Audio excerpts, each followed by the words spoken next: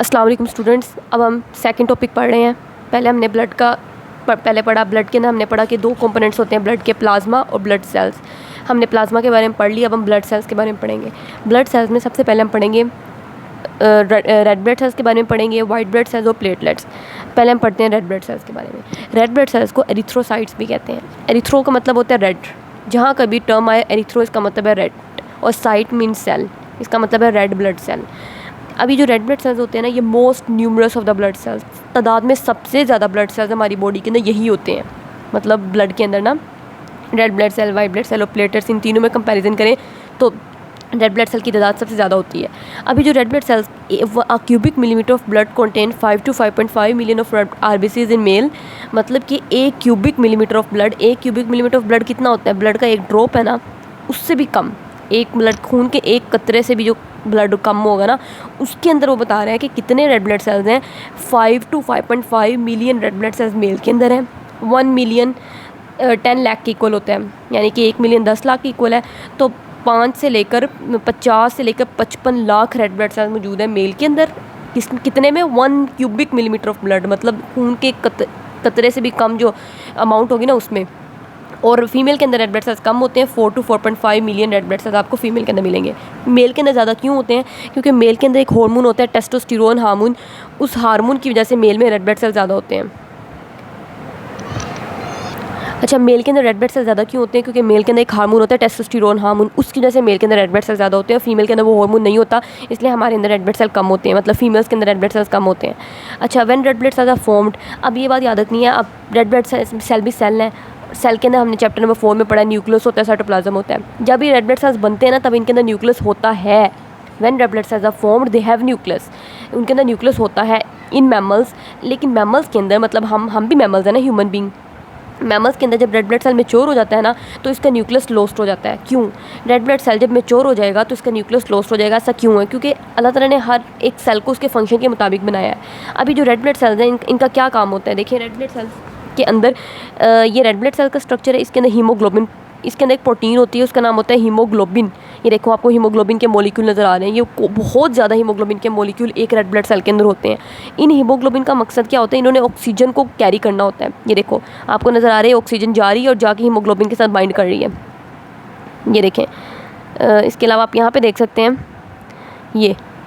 ये ऑक्सीजन जा रही है और ये हीमोग्लोबिन मॉलिक्यूल था। ये ऑक्सीजन का मॉलिक्यूल जाके हीमोग्लोबिन के साथ बाइंड कर रहा है। तो हीमोग्लोबिन ने, मतलब हीमोग्लोबिन आप समझ लो एक गाड़ी है जो ऑक्सीजन को अपने साथ उठाएगी, ऑक्सीजन को अपने अंदर बैठा लेगी और उसको जाके टिश्यूज़ को दे देगी। और टिश्यू मतलब हमारी बॉडी के अंदर जो हमारे सेल्स काम कर रहे हैं, क्योंकि हमारी पूरी बॉडी सेल से मिलकर बनी हुई है, तो वो सेल्स उस ऑक्सीजन को ले लेंगे और उस ऑक्सीजन को इस्तेमाल करके वो जो आपने ग्लूकोज खाया हुआ है उसको तोड़ देंगे और उससे ATP बनाएंगे।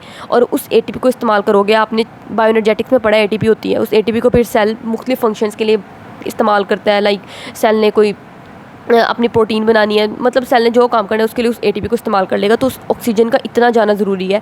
तो इस ऑक्सीजन को कौन ट्रांसपोर्ट करेगा? ये हीमोग्लोबिन मॉलिक्यूल जो रेड ब्लड सेल के अंदर पड़े हुए हैं। ठीक है, अब ये वो यही कह रहे हैं, अगर मैमल के अंदर रेड ब्लड सेल के अंदर अगर न्यूक्लियस आ जाता तो न्यूक्लियस बहुत जगह घेर लेता और हीमोग्लोबिन के लिए जगह कम पड़ जाती। तो अल्लाह ताला ने न्यूक्लियस को ख़त्म कर दिया रेड ब्लड सेल के अंदर। जब न्यूक्लियस नहीं होगा तो सारी जगह, काफ़ी जगह खाली रहेगी, तो उसके अंदर हीमोग्लोबिन मॉलिक्यूल्स आराम से फिट आ सकते हैं। तो मैमल्स के अंदर एक रेड ब्लड सेल जब मैच्योर होता है, इट्स न्यूक्लियस इज लॉस्ट, इसका न्यूक्लियस लॉस्ट हो जाता है after the loss of nucleus. अब जब न्यूक्लियस खत्म हो जाएगा तब रेड ब्लड सेल्स ब्लड के अंदर एंटर करेगा, क्योंकि अपने फंक्शन के लिए फिट है ये। अच्छा, अब हमने पढ़ा कि चूँकि रेड ब्लड सेल है, इसके पास न्यूक्लियस तो है नहीं, न्यूक्लियस खत्म हो गया, तो बाकी सारा साइटोप्लाज्म होगा। अभी जो 100% साइटोप्लाज्म है, 100% साइटोप्लाज्म में अगर हम बात करें, इसके भी 2 पार्ट कर लें। जो 95% साइटोप्लाज्म है ना, मतलब ज़्यादातर पार्ट, इतना लगा लो, इस सारे के अंदर हीमोग्लोबिन मॉलिक्यूल्स ही होते हैं। और बाकी जो 5% पार्ट होता है ना, ये इसके अंदर हीमोग्लोबिन मॉलिक्यूल नहीं होगा। इसके अंदर रेड ब्लड सेल की दूसरी चीज़ें होंगी, लाइक रेड ब्लड सेल के अपने कोई एंजाइम्स होते हैं, इसका कोई अपना साल्ट और कुछ अपनी प्रोटीन्स होती हैं, वो यहाँ पे आ जाती हैं। बाकी सारा रेड ब्लड सेल हीमोग्लोबिन से भरा हुआ है। वही वो कह रहा है कि साइटोप्लाज्म अब 100 न्यूक्लियस तो ख़त्म हो गया, तो 100% साइटोप्लाज्म रह गया। उस 100% साइटोप्लाज्म के अंदर जो 95% साइटोप्लाज्म है रेड ब्लड सेल्स का, वो हीमोग्लोबिन उसके अंदर फिल हुआ होता है। हीमोग्लोबिन मैंने आपको बता दिया क्या है। ये इसने ऑक्सीजन को ट्रांसपोर्ट करना होता है और स्मॉल अमाउंट में कार्बन डाइऑक्साइड को भी ट्रांसपोर्ट कर देता है। ठीक है। अब 95% साइटोप्लाज्म के अंदर हीमोग्लोबिन, बाकी 5% बचा। जो बाकी 5% है ना, उसके अंदर इंजाइम्स आ जाएंगे, साल्ट्स आ जाएंगे और अदर प्रोटीन्स आ जाएंगी, ठीक है। अब ये बात हमने पढ़ ली। क्या बात पढ़ी कि रेड ब्लड सेल्स के अंदर न्यूक्लियस नहीं होता। जब न्यूक्लियस नहीं होगा तो 100% साइटोप्लाज्म है। सारा का सारा जो साइटोप्लाज्म होगा उसके अंदर भी 95% जो साइटोप्लाज्म का पार्ट है ना, वो हीमोग्लोबिन से फिल हुआ है। और जो बाकी 5% बचा उसके अंदर बाकी चीज़ें आ गई रेड ब्लड सेल्स की, इंजाइम, साल्ट, अदर प्रोटीन्स। अब रेड ब्लड सेल्स की शेप कैसी होती है? बाइकनकेव होते हैं। याद रखना आपने, ऐसे रेड ब्लड सेल्स नहीं होते। ये रेड ब्लड सेल्स ऐसे करके बाइकनकेव शेप होते हैं। ये एक कनकेव और ये दूसरा कनकेव, इस तरह रेड ब्लड सेल की शेप होती है। And have an elastic cell membrane, और इनकी सेल मेम्ब्रेन बहुत इलास्टिक होती है, लचकदार होती है। एम्ब्रोनिक एंड अब रेड ब्लड सेल्स बनते कहाँ पे, इनकी फॉर्मेशन कहाँ पे होती है? अच्छा, जब हम इंट्रायूट्राइन लाइफ में होते हैं, मतलब कि यूट्रस में होते हैं, अभी हम बोर्न नहीं हुए होते, पैदा नहीं हुए होते, तो तब भी हमारे अंदर रेड ब्लड सेल्स बन रहे हैं। तो वो रेड ब्लड सेल्स हमारे लीवर और स्प्लीन के अंदर बनते हैं। यह बात आपने याद रखनी है। रेड ब्लड सेल्स कहाँ बनते हैं? लीवर और स्प्लीन के अंदर। देखें, ये लीवर होता है और ये स्टमक है। स्टमक के पीछे स्प्लीन पड़ी हुई है पर्पल वाली। तो लिवर और स्प्लीन के अंदर रेड ब्लड सेल्स बनते हैं। और ये कब बनते हैं? जब हम मदर के यूट्रस में होते हैं तब, ठीक है। लेकिन जब हम अडल्ट लाइफ में, मतलब जब हम बोर्न हो जाते हैं और अडल्ट हो जाते हैं और बड़े हो जाते हैं अडल्ट लाइफ में, अब ये रेड ब्लड सेल्स लीवर और बोन मैरो के अंदर, लीवर और स्प्लीन के अंदर नहीं बनेंगे। अब इन्होंने बोन्स के अंदर बनना है, ठीक है। अब ये कहाँ पे बनेंगे? They are formed in the red bone marrow of the short and flat bone. जो हमारी शॉर्ट बोन और फ्लैट बोन्स होती हैं, लाइक स्टर्नम बोन हो गई, रिब्स हो गई, वर्टिब्री हो गई, इन बोन्स के, ये बोन्स है ना, बोन्स के अंदर बोन मैरो होता है, ठीक है। बोन मैरो मतलब गूदा सा बोन का, उसके अंदर वो रेड ब्लड सेल्स बनेंगे। लाइक मैं आपको दिखा देती हूँ। ये देखें, ये बोन है, ये बोन के अंदर बोन मैरो है। इस बोन मैरो के अंदर ये रेड ब्लड सेल्स बन के बाहर आ रहे हैं और ब्लड के अंदर एंटर हो रहे हैं, ठीक हो गया। और ये मैंने आपको 3 बोन्स के नाम बताए। ये स्टर्नम बोन है, टाई शेप बोन, ये देखें, ये जो टाई शेप बोन है स्टर्नम है, ये रिब्स बोन है, और ये वर्टिब्री पीछे की तरफ है। ये तीनों ये बोन्स होती हैं जो रेड ब्लड सेल्स को बना रही है। इन बोन मैरो के अंदर रेड ब्लड सेल बनता है, ठीक है। Average life span of red blood cell का लाइफ स्पैन कितना होता है? 4 मंथ्स, ठीक है। 4 महीने मतलब 120 दिन।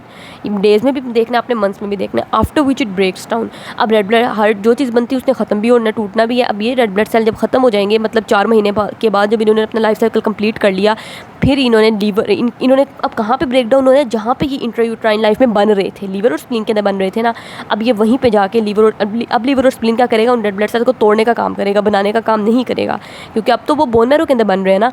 ये रेड ब्लड सेल्स कहाँ पे जाएंगे? लीवर और स्प्लीन के अंदर टूट जाएंगे बाय फैगोसाइटोसिस। लीवर और स्प्लीन के अंदर ना, फैगोसाइटोसिस का मतलब है वहाँ पे कुछ सेल्स होते हैं, वो अब रेड ब्लड सेल्स बहुत बूढ़े हो चुके हैं, ये कह लो 4 महीने इन्होंने अपना टाइम पूरा कर लिया, बहुत पुराने हो गए, इनको फैगोसाइटोस कर लिया। फैगोसाइटोसिस आपने पढ़ लिया, मतलब एक सेल दूसरे सेल को इनगल्फ कर लेता है। लाइक ये एक बड़ा सेल है, इस सेल ये कोई बहुत बड़ा सेल है, इस सेल ने क्या किया? जो पुराने वाइट ब्लड सेल्स उनको इनगल्फ कर लिया, इनगल्फ करके उनको डिस्ट्रॉय करती है। इस तरह वो रेड ब्लड सेल ख़त्म हो गए। अच्छा, अब ये टेबल पढ़ लेते हैं, साइड वाला जो टेबल है वो पढ़ लेते हैं। टेबल कह रही हूँ, सॉरी, बॉक्स पढ़ लेते हैं। In a normal person about 2 to 10 million red blood cells are formed and destroyed every second.